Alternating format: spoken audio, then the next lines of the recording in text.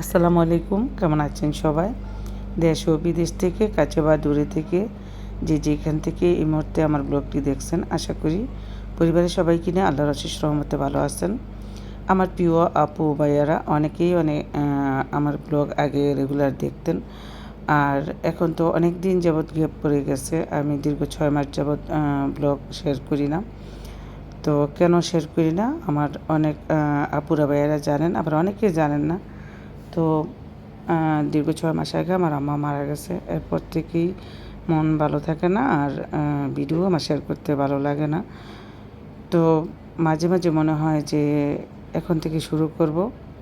আবার একটা সময় মানে ভিডিও যখন মানে ভিডিও করা থাকে, কিন্তু ভিডিও করতে পারি, কিন্তু ভিডিও যখন এডিটিং করতে যাই তখন কেন যেন আবার ভালো লাগে না।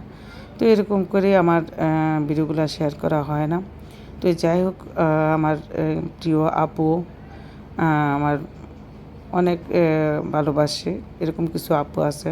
ওনারা সবসময় আমি দেখি আমার চ্যানেলে মানে পুরানো ভিডিওর ভিতরে কমেন্ট করে প্রায় সময় বলে, আপু তুমি ভিডিও দাও না কেন, ভিডিও শেয়ার করো, যদি তোমার ভালো না লাগে রেগুলার না দিতে, প্রতিদিন না দিতে তুমি সপ্তাহে একটা দাও, 15 দিনে একটা ভিডিও শেয়ার করো। হ্যাঁ, তোমার সাথে একটু যোগাযোগটা আমাদের থাকবে। তো সেই আপুদের উদ্দেশ্যে আমি আজকে এই ব্লগটা শেয়ার করছি।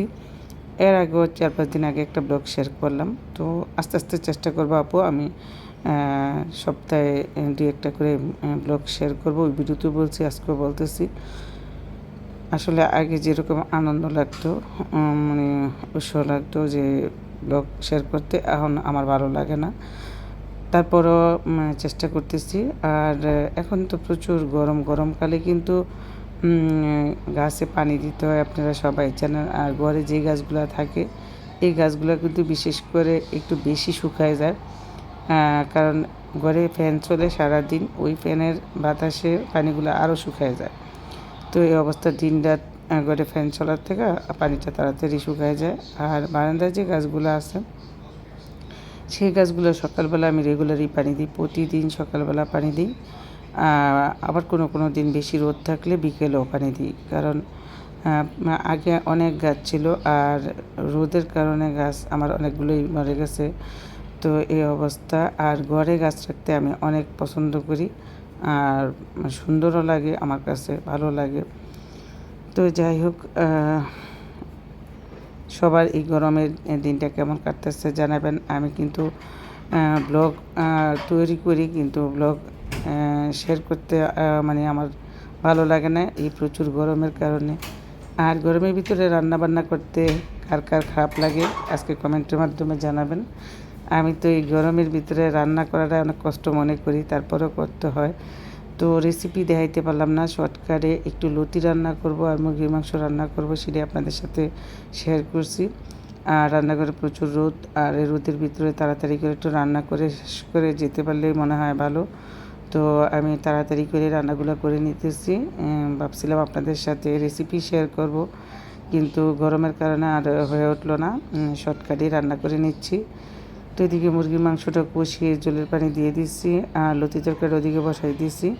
রান্নাবান্না শেষ করছি, গোসল করছি, নামাজ পড়ছি, ভাত খেতে আসছি। আমার একটু ডালের ভর্তা খাইতে মন চাইলো, ডাল সিদ্ধ করে রাখছিলাম, সেটা আপনাদের সাথে শেয়ার করে যে শাকিলা ভাত খেয়ে উঠলো। ওই নামাজ পড়ে ভাত খেয়েছে, আর বড় ছেলে তো অফিসে আছে, আর আমি এদিকে এই যে ডালের ভর্তা করতেছি। তো ডালের ভর্তা করে ভাত খেলাম, একটু ঘুমাইলাম, আসরে নামাজ পড়লাম, তারপরে আসলাম আমি আলুর চপ তৈরি করতে।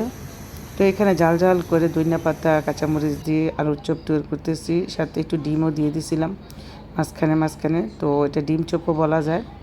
তো এরকম করে তৈরি করলে কিন্তু বাসায় খেতে অনেক ভালো লাগে। আর আমি একটু বড় বড় করেই তৈরি করছি, তাড়াতাড়ি হয়ে গেছে, বড় বড় করে বানিয়ে নিচ্ছি। আর এটা এভাবে এই যে কেটে দিলাম, তো দেখতেও সুন্দর লাগে, খেতেও কিন্তু ভালোই হয়েছে এই আলুর চপগুলা।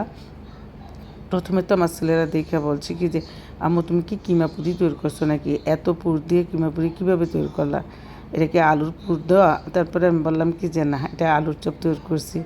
তো যাই হোক, আলুর চপটা তৈরি করার থেকে না মানে অনেক খুশি হয়েছে আমার বড় ছেলে, বিশেষ করে ও আলুর চপ খেতে অনেক পছন্দ করে। ছোটো ছেলে আবার আলুর চপটা তেমন পছন্দ করে না, পেঁয়াজু খেতে পছন্দ করে। তারপর সাথে যেহেতু ডিম আছে একটু, তো ওইটাও মানে টুকটাক খায়, ডিম চপ খায়। তো আজকের মতো এই পর্যন্তই, সবাই ভালো থাকবেন।